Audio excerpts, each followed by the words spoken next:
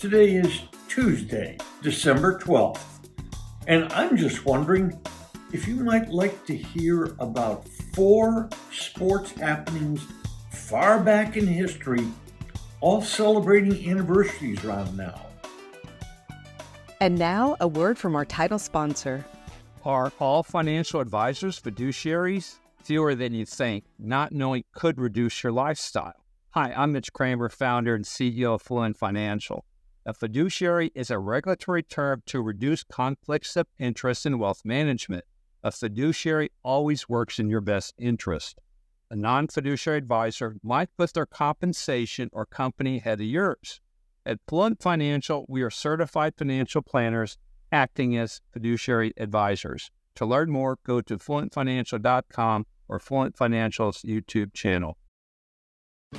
Now, you listening may not be in charge of purchasing seasonings for your home, but you do know what tastes good, really good. Goodness Steak Seasoning is terrific. No sugar, no MSG, no gluten, great flavor. Get Goodness Steak Seasoning by going to the website bringthetasty.com. Oh, hail. No, I'm not cursing. That's the name of a terrific Dallas roofing company in business more than a decade. They handle residential or commercial properties. And those weird insurance forms that seem to be written in a foreign language? Oh, hail can simplify those for you also. So the next time something happens to your roof, just say, oh, hail. O-H-8-A-I-L. OHail.com. First, 100 years ago exactly, last December 7th, there was a swimming meet in Chicago, and Johnny Weissmuller entered the 100 meters. He was so good that no one else entered the competition against him. So Weissmuller just swam by himself. All he was competing with was the clock, and all he did was break the all-time world record for the distance. All in all, in his fabulous swimming career, Johnny Weissmuller would set 67 world records.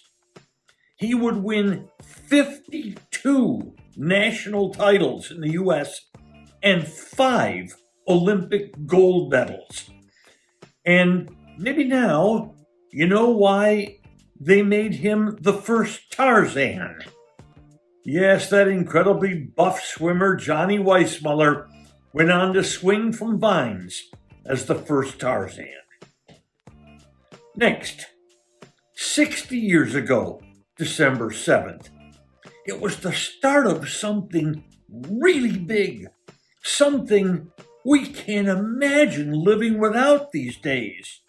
But 60 years ago, it had never been done. They were about to televise the Army-Navy game, and CBS had this problem. Navy had this incredible athlete who could run and weave and dodge, and CBS wanted to know, how do we show the public better? Because just looking at the plays, the public doesn't really have an appreciation for just how shifty and wonderful this athlete is. And it was 60 years ago, December 7th, that CBS developed instant replay to show the nation what an incredible athlete Roger Staubach was, the quarterback for the Navy. Next, let's go back to 1940, that's 83 years ago, to the NFL championship game on December 8th. Yes, the NFL championship game used to be in early December.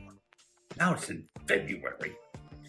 During the regular season, now third of the last game of the season, the Chicago Bears played the Washington Redskins in a game that would put you to sleep. Washington won the game 7-3. Whoopee. As fate would have it, these two teams met again for the NFL championship on December 8th, 1940. Remember now, Washington beat Chicago 7-3 late in the regular season. Who could have ever imagined what would happen in that championship game?